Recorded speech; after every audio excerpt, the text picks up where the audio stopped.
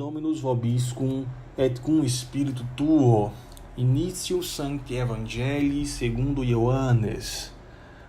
Gloria tibi Domini. Et verbum carum facto est, et habitavit in nobis, et vidimus gloriam ejus, gloriam quasi unigeniti a Patri, plenum gratiae et veritatis. Deo gracias. Caríssimos irmãos e irmãs, nós acabamos de ouvir o relato bíblico da narração do Evangelho de João, onde ele narra o mistério da encarnação, onde ele narra o mistério do Verbo encarnado. Acho que todo mundo já entrou numa igreja católica algum dia, né? Sendo um lugar comum ou não no nosso cotidiano, serve como um bom exemplo quando queremos destacar a autoridade de um discurso. Há um tempo, existia um careca chamado Foucault, que uma vez deu uma aula sobre a ordem do discurso. Ele dizia que o discurso, esse ato de falar e transmitir informações e ideias, é sempre influenciado pelas instituições com as quais a gente lida ao longo da nossa vida, que são criadas pelas relações sociais. Elas nos dão poder, mas custam parte da nossa forma de pensar independente. Como é que isso funciona? Você me pergunta. Bom, eu vou te explicar.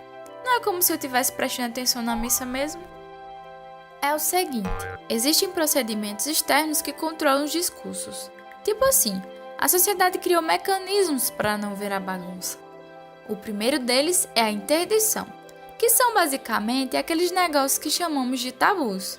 Numa missa, por exemplo, você não pode sair xingando alguém que você odeia.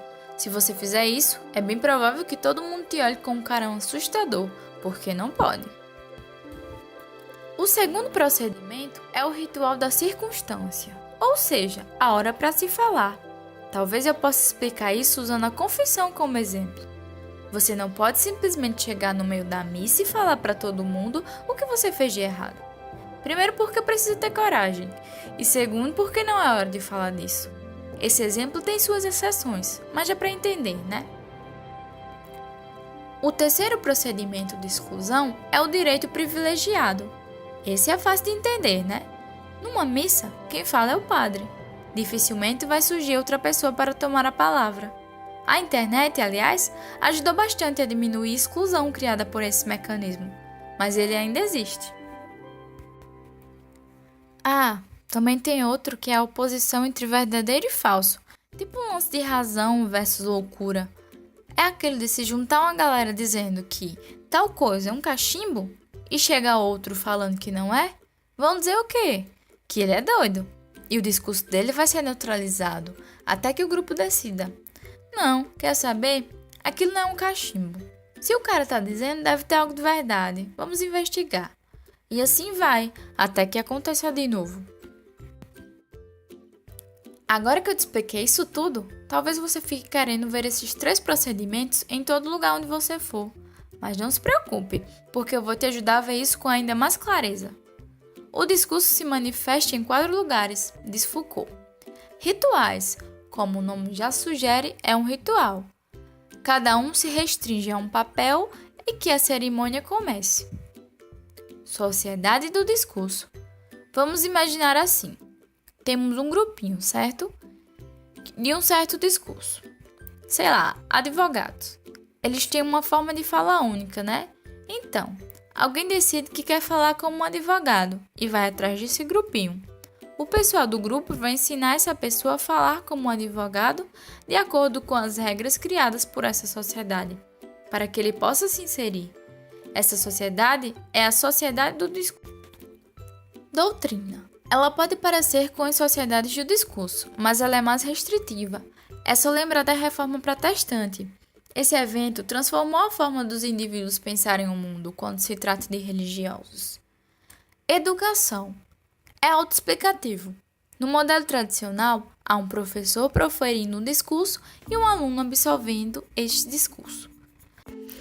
Tá ok. Bastante coisa até aqui. Esse negócio do discurso é realmente muito complicado e o pior é que ainda tem mais, socorro.